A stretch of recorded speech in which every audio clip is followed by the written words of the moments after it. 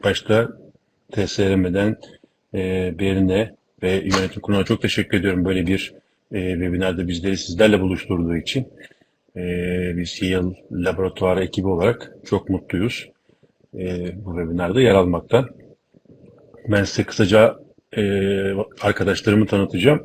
Bunu İngilizce yapacağım. Let me introduce you, my friends. Dr. Chaplia. She's a senior embryologist at Yale University IVF Center. So she has really she's PhD also. She has really vast experience in oocyte freeze, and so I personally learned a lot from her. So really, happy to work with her. And we have Dr. Nichols Burns, but she seems a little bit, I guess she's frozen right now. So she's our lab manager. Let's wait for her. Yes, right now, great. So she's our lab manager. By the way, like we call her in the lab, call her as a queen of our laboratory. So it's going to be a kind of debate today. So debate about ultra rapid freezing, ultra rapid thawing, warming actually. So as you guys know, it pops up at 2021 ASRM. So it's validated in 2022. So it was like, we also think that it could be really nice to thaw embryos in a minute with in the TS. So, but actually we all have question marks.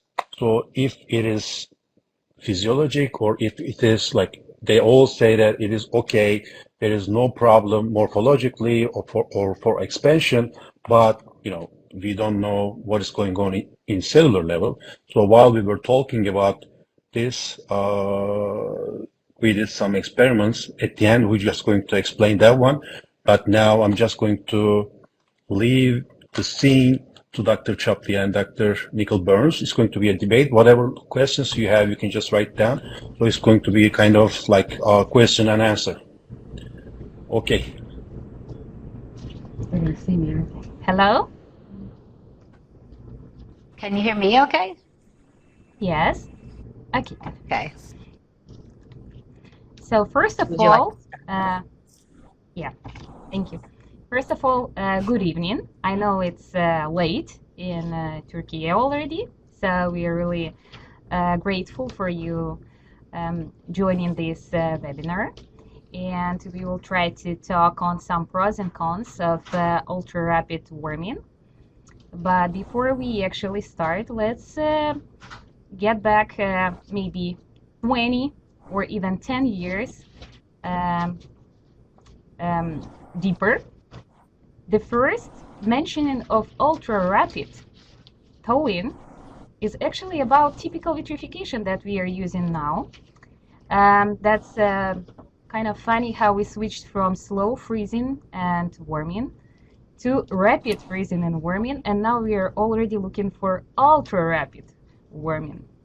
I'm even afraid a bit that in the subsequent 10 years we will plan to directly put the embryos from the liquid nitrogen into the uterus. But anyway, in this time of so fastly developing world, the clinical embryology is also looking to enhance its speed. And first of all, why it seems to be the ultra-rapid warming, that is basically incubation of the embryo or oocyte in the TS for 1 minute with subsequent washing and direct transfer into the culture dish. Why it seems to be so tempting? First of all, because it seems to be very time-saving. You just need 1 minute and we're done. And of course, it sounds so good for all the clinics. They're so busy, and busy clinics are always understaffed. And if we imagine that we can shorten this time for the embryo warming and switch almost directly from the moment of thawing to the moment of, oh, our embryo is already ready, that seems to be very encouraging, don't you think so, Stephanie? Well, yes, of course, I do agree with time saving is always something we want to do in the lab because we want to be efficient and we want to be smooth, and we want to be able to get our work done in a timely fashion and safely, of course. However, I would argue that we should consider other things besides, time saving. In truth, it actually doesn't save a whole lot of time. So let's say 1 minute versus if you do a standard Irvine thaw warming protocol, that would be a total of 13 minutes, right? 1 minute in the TS, 4 in the DS, and then 4 and 4 and 2 wash steps. That total of 13, of course. During that time, you could also be doing other aspects of the thaw that will have to happen anyway, which is the paperwork, the transferring of material, the witnessing with your coworkers. So actually, you're still going to take a bit of time to complete the thaw from start to finish. I mean, we all know the preparation for the actual event takes more time than the event itself, I would say. So cutting back, you're really not saving as much time as maybe you think you are. Plus, well, we'll get into more argument in a bit. So you may not actually be saving, you are saving some time, but not necessarily a significant amount, I would argue. Yes. Especially, it's not so impressive when we refer to Kitazato protocol or Cryotech protocol. They're basically, the whole protocol is about 7-8 minutes. Sure. Yes, that's true, but from the other point of view, what about witnessing? It seems to be very convenient. We just have 1 minute, and the person that joined us for the witnessing of the straw is actually there in 1 minute to witness the next step when we transfer thawed embryo to the embryo culture dish. You don't have to call for your colleague twice, and that does not disrupt the embryo laboratory flow, because you always have a witness nearby, and it will only take the witness 2 minutes to actually witness the whole procedure of thawing. Well, you're still going to need a witness, and that witness will come in the beginning when you ID the straw and you initiate the process or the protocol, and they'll come at the end to watch you place it into the appropriate dish. So you're still calling your witness twice. They're just spaced out, right? And many labs actually have the electronic witnessing system in place, so that may be a moot point. That's true. But we also have less steps, fewer steps to go on. Any protocol involves at least 3, sometimes 4 changes of drops, and every movement that we are doing is actually the chance for us to make a small mistake or sometimes a big mistake. I hope no one is combining the simultaneous thawing of embryos on the same bench top.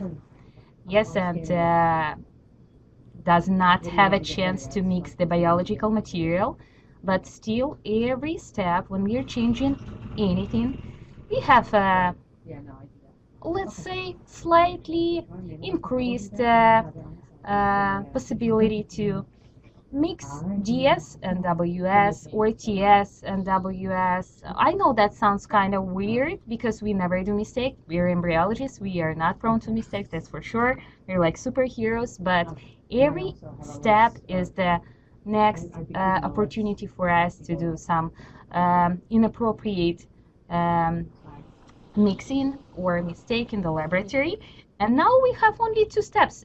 Anyone can do that, even trainee. The person enters the lab, spends 2 hours there, learns how the straw is looking, and then immediately jumps into the thawing protocol, because we don't have a long learning curve for the trainee in order to actually get used to the protocol. And it seems to be so simplified and easy that will increase the speed of training for our new colleagues. and it will make the, once again, especially the busy laboratory will have the opportunity to engage new people in the warming process very easily, isn't it? Well, I would say that the most crucial part of the training process, which has to happen no matter what, is the initial step, right? So no matter what, that trainee will be undergoing the same training. Whether how they move from one drop to the next after TS, if you were to do a standard protocol, they already know how to move things at that point if you're allowing them to do a warming protocol. So really, it's really not a shorter learning curve because it's the same learning curve. The really crucial part is the plunge and the exposure to the TS. And then moving from there, sure, you have to move it into a couple of other drops if you do a standard protocol, but I would say they are already well equipped to handle that at that point. So the training is going to be the same. But what about accommodating of different protocols? If the main idea of our warming protocol is basically incubation of the embryo or oocyte in 1 minute in TS, that is very, very similar in composition for different manufacturing media sets, right? Media kits, then we don't have a problem with accommodating of different media in the laboratory. Many embryologists actually experience some concerns when they have the biological material transferred from other clinic and it is actually frozen on the different kit. And you always question yourself, is it appropriate to use my local kit, or should I think and reach out to that laboratory to be sure that the result will be the same? But when we are talking about the simplified warming protocol, ultra-rapid protocol, then we actually have the same protocol for every media used. That's going to be, probably I'm not allowed to name them, but it doesn't really matter what we use for the freezing. It doesn't really matter what we traditionally are using in this particular laboratory, because by now all the warming kits are the same for us. Got it. Well, this could evolve into that type of situation, I suppose, or standard scenario, but it still needs to be verified anyway. If we're jumping from one kit to the other, you still need to verify that you can actually perform an ultra rapid warming using that. Also, if you are transferring in outside embryos, you do not want to take any chances of a potential fail, and you don't want to deviate from whatever the standard protocol is, because that may be the factor that affects the outcome of the transfer itself. You don't know that. So once we say that, at some point, if it's verified, then it could evolve into this standardized across the board ultra rapid warming kind of protocol. But we're not there yet, of course, and I wouldn't take a chance with outside embryos myself until there's been many more studies done on that.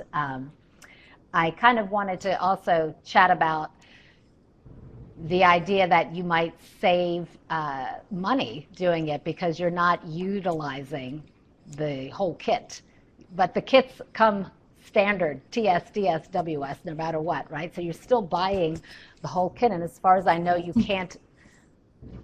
you cannot buy TS alone unless you buy it as an add-on to another pack that you have to spend money on anyway. So financially speaking, it doesn't save you anything yet, unless this were to become a standard protocol, take the place of the standard protocol, and then that would take some time to get to there. But at this point in time, if you were to adopt this, you're not saving any money, and you are wasting a lot of material because you won't be using it. Yeah, money matter. Well, it's not a point to argue. That's true. But maybe in the future it may the white implication of ultra-rapid warming protocol and subsequent improvement and let's say verification of manufacturing lines will give us a possibility to decrease the price for the patient, though I don't believe that it ever happens, even if No. we technically go for the decrease It's a in nice idea. expenses. Yeah. Yeah, it's a nice idea Yeah, that that never would be nice. goes into life. Yeah. But Yeah. anyway, we embryologists Yeah. often refer to the point of view that by now we are standing on the shoulders of the giants, because the main protocols that we are using today, they were created a long time ago. And when I tell long time ago, I probably can refer to the first baby born after the slow freezing of the oocyte. That is basically, this baby is my age, and I do not consider myself to be so young. But anyway, so the main protocols are already introduced in a clinical practice long time ago. And by now, at some point, probably I'm sharing my own experience, and I beg your pardon for that, but we embryologists may feel ourselves like artisans, because we are not about experimenting, introducing something new. We are more working according to the protocols. We are very limited, and it should be like that, but still it's up to authorities, legislative regulations, and of course standard operating protocols that we are using in our laboratories that do not give us a chance to feel ourselves like an artist, someone who can actually not only do the job very well, but maybe improve the job and maybe create, use the fantasy and the sharp brain to increase the efficiency of the protocol. And that, I believe, is also a part of that feeling of involvement that we can refer to when we are talking about ultra-rapid warming protocol, and the reason why it became suddenly so popular and interesting and top-notch thing to talk about, because we want something new to happen in the lab, but at the same time, at that level of knowledge, we cannot take part in the basic research, because it's so difficult and it's so wide that a small laboratory and one little embryologist has very, very tiny chance to influence the whole industry from the spot. So may it be just that feeling that teenager has against the parents, the feeling of a protest. No, I actually want to do some changes in the laboratory. There may not be so drastical, but still may influence my outcome very fast. How do you think, Stephanie? Is it about this psychological thing for embryologists too? Well, I mean, that I'm sure that certainly is something that we all might feel. However, we are scientists, we're not artists, and we have the responsibility to always approach thinking that we need an evidence-based approach, essentially, in order to determine whether there is a risk and or an obvious benefit to the patient, right? So we, at this point, we don't know enough. As mentioned by Murat earlier, there have only been 3 abstracts that popped up in ASRM last year on this topic.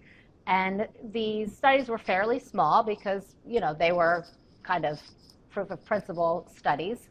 And they all showed that there was no significant difference in the initial survival and re-expansion at various time points, 2, 4, another study did 24 hours, another did actually transfer. So it's showing some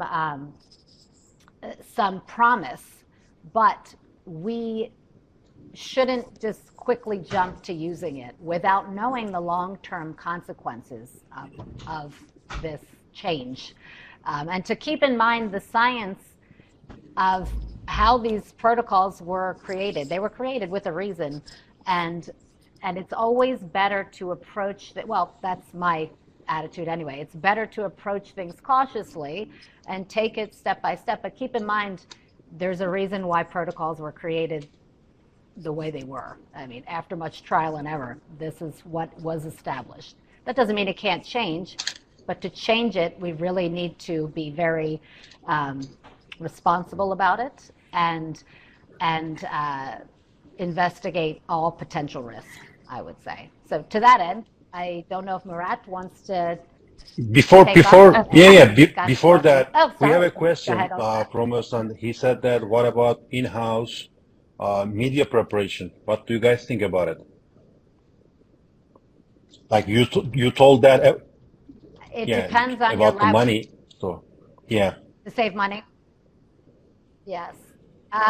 Well, if your lab is already equipped and already makes your in-house media and you verify lot by lot, you do your mouse embryo assay or however you assay to make sure it's a usable lot, that is, yes, of course. If you make your own TS and you've used it for years, then I suppose you could cut production by yeah, 2/3 and save money there. But I don't know personally of any lab that does their own kits. That doesn't mean they're not out there. I don't know any. Yeah, the same for me. In my personal experience, I never encountered laboratories that, let's say, prefer that pathway, not because it's, let's say, it may obviously be dangerous. We have steps to incorporate in that process to make to be sure that the media that we are producing at home is safe and efficient. But from the other point of view, usually it's a whole lot of work that you also have to include in your daily practice.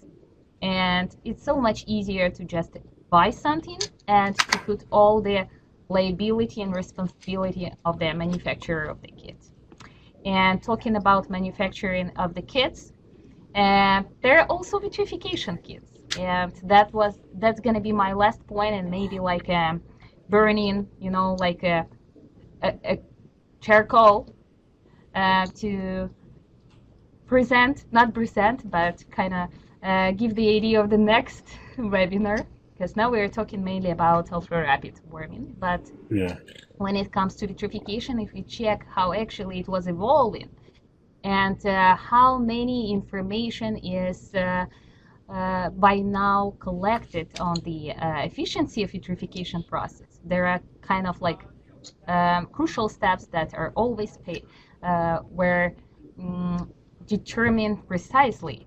It's like the whole idea of vitrification goes from the moment of freezing, when the kind of difficult equation that makes a lot of variables takes a lot of variables, including the size of a drop, the concentration of cryoprotectants that should be somewhere between efficiency and absence or very, very decreasing of toxicity of these molecules, and the rapid decreasing in the decrease in the temperature that actually gives us a chance to end up with this amorphous glass-like state.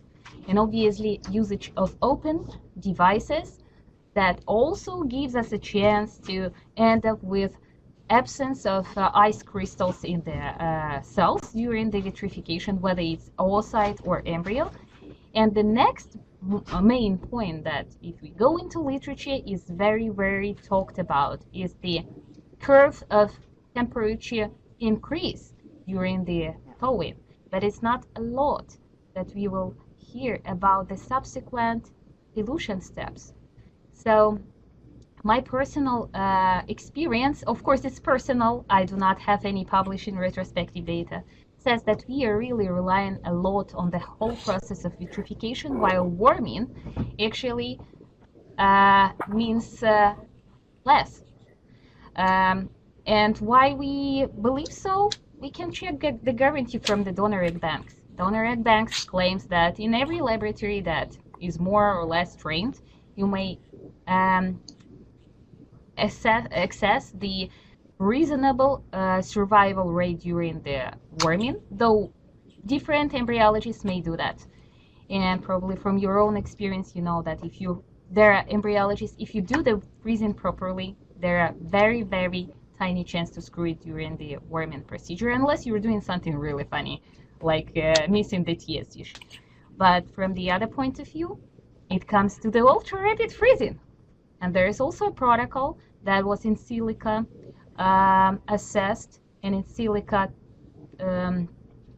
let's say, checked, and the publication in Nature in 2000, as far as I remember, 2019 was about that.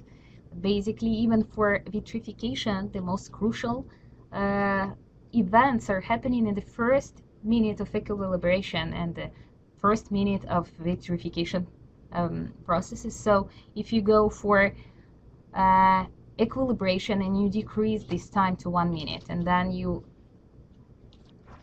process with a typical 1 minute in VS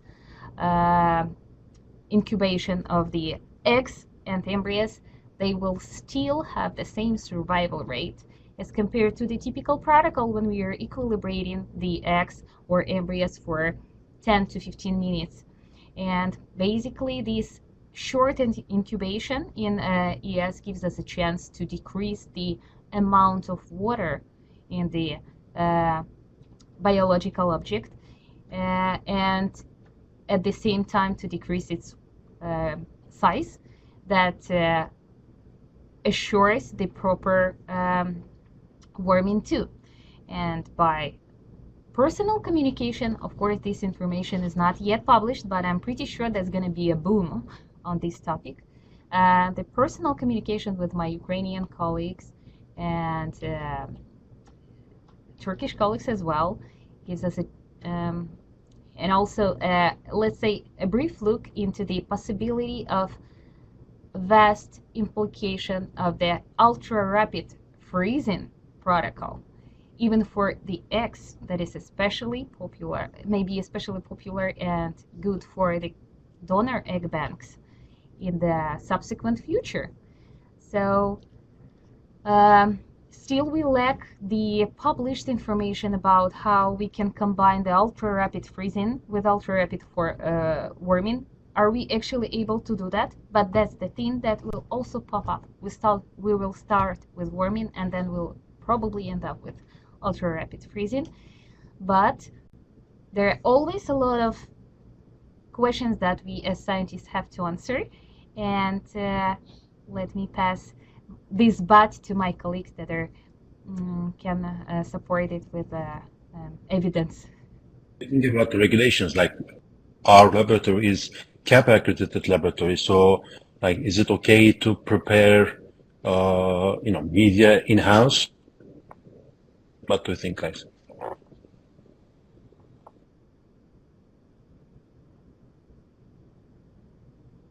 Oh, no microphone, Stephanie. Microphone.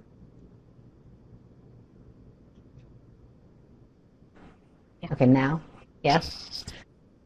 So I don't believe that falls under CAP's purview. It might, but I have not seen it on an inspection, and that's probably because nobody makes nobody, but it's rare for a facility to do that. Most facilities do not. So that is a whole industry in and of itself, and that requires a whole crew of people and equipment and facility to do that, to invest in that. So no, I'm not sure that it falls under CAP purview. It may, but I can't answer definitively. I guess that's definitely going to be a problem in European Union countries that also have to that also regulate the usage of the tested and EU marked media in the embryologic laboratories. So in-home production is not definitely for them. Dr. Başar is on the way, I guess. We can answer the question that is already in the list. So the question presented by Mr. Hakan, I guess. Here I am. Okay. So it's about keeping the embryos in higher HSA supplemented media, about 20%. after thawing at least for 1 hour. We are doing that in our laboratory, and we find the results pretty nice. We still have to be careful with it, of course. If it's not the option for a long-term culture, especially for the oocytes, but it's a good thing to do before the transfer. Though it's obviously not necessary. In my personal experience, it may support the better expansion and better regaining shape of the embryos. But from the other point of view, it's not necessary, and you may still go with a typical percentage of 10% of the protein in a culture media. And I'm passing the headphones to Dr. Başar so he can So we were really curious about what's happening in cellular level. So we just check the survival rates of the embryos, like compared between what was that ultra rapid warming and conventional warming. So there is no difference between top survival rates, actually statistical significantly different anything. So when we check if they fully hatched or not, there is also no differences between, like the first one is again ultra rapid warming and 37.5%, and the standard protocol is 31.3%, no statistical significance. And also we, like as I tried to say that, like while we were working at Bahçeci, we were really into this subject actually with Berkay, the laboratory, like Umut's laboratory director Berkay, and also Orçun. So like we said, we just checked that, we tried to find out any significance between like PI positive extracellular vesicle in culture media. We were checking to find out if those embryos are implanting or not. But in this action, we know that PI positivity in extracellular vesicles means that the cell is going to be on necrosis actually. So when we check that 97.3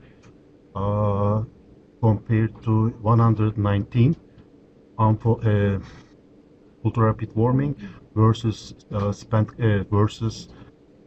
conventional warming actually. So this means that they both has the same effect on necrosis. Basically, we have one more data about this one in fresh media, in fresh transfers. We didn't, the PI positivity is really low according to freeze and thaw transfers.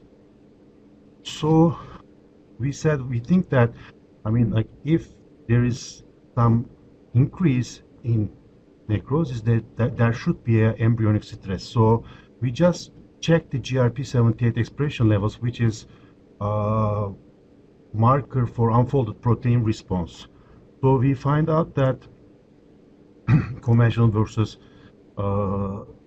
ultra rapid warming, there is no statistical difference between GRP78 expression level. There is stress, but they are not different, statistically different. So that means that two of them are two procedure are good to go to. So what we did actually, so we just also checked the XPP1 level. So XPP1 is downstream of GRP78. If the stress is consistent, this cleared the active form of XPP1 getting high in that cell type. So when we check that ultra rapid warming has lower XPP, spliced XPP1 levels, so we should have to check that one too. So we were thinking that this is because of less manipulation actually. So we thought that this could be better, like thawing, ultra rapid warming is better in terms of less stress on embryo too. Yes. Any questions?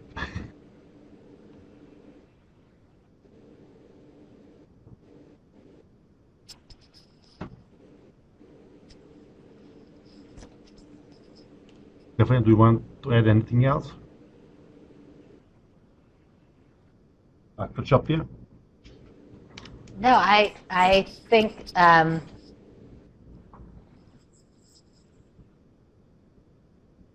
can I just jump in and just my 2 cents are that this seems promising, but I would approach it with caution and certain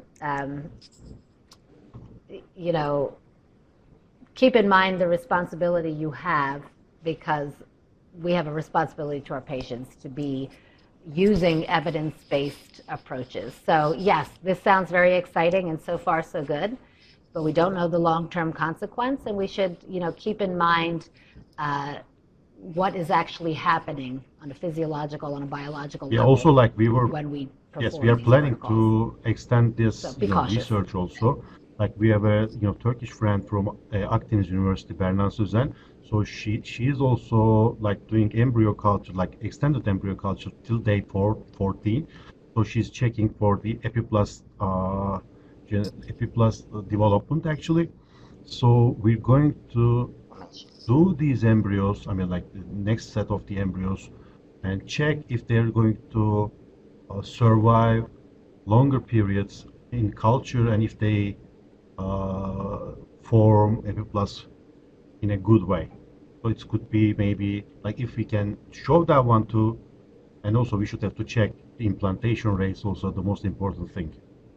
So Hakan is asking, have you seen any cellular fragmentation in blastocysts, especially around ICM, after ultra-rapid warming? Basically, as far as I remember, like we don't see any morphological differences. What do you think, Olga?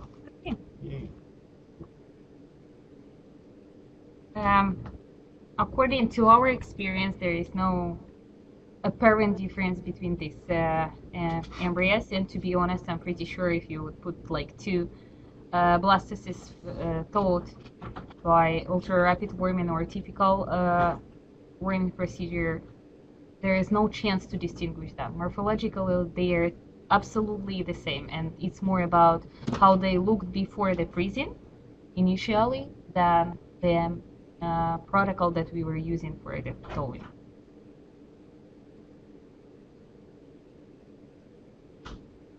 I guess maybe there's more questions coming or not.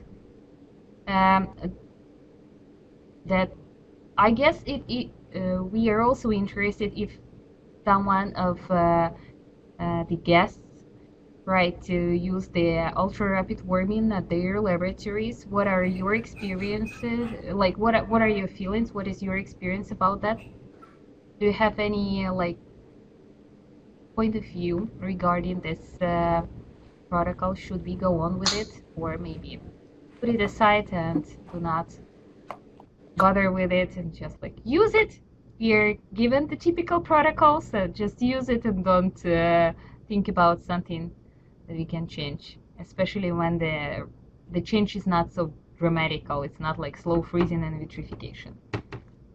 Is there maybe Dr. Hakan, I guess, may share experience, or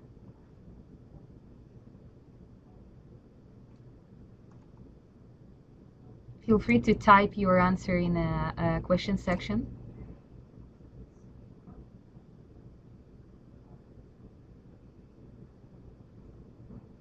We don't have the feedback yet, but maybe that is like a thing that we will have very soon, because we really hope that maybe this topic encouraged you to try the ultra-rapid warming at your laboratory and see with your own eyes if this technique really works or not. First of all, of course, with the discarded material or donated to research, we're not experimenting with the patient's material, first of all, but let's see, maybe that's gonna be the next small but distinctive step in clinical embryology.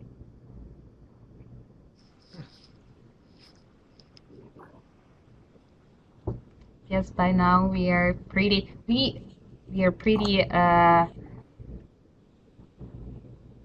done with the topic that we wanted to discuss with you, and we are very grateful for this nice chance to interact with our Yes, yeah. dear colleagues. Thank you. Thank you Yes, so much, thanks. and good luck to you. İyi akşamlar. Yes, thank you for the invite. Olga, you're great. Herkese çok teşekkür ediyoruz katıldığı Very good. için. Hakan Bey size de çok teşekkür ederiz. Uğraştınız bizle. Umarım en kısa zamanda sizlerle bir yüz yüze de bir araya geliriz. Çok teşekkür ediyorum herkes için. Arkadaşlarıma ve sizlere de. Hoşça kalın.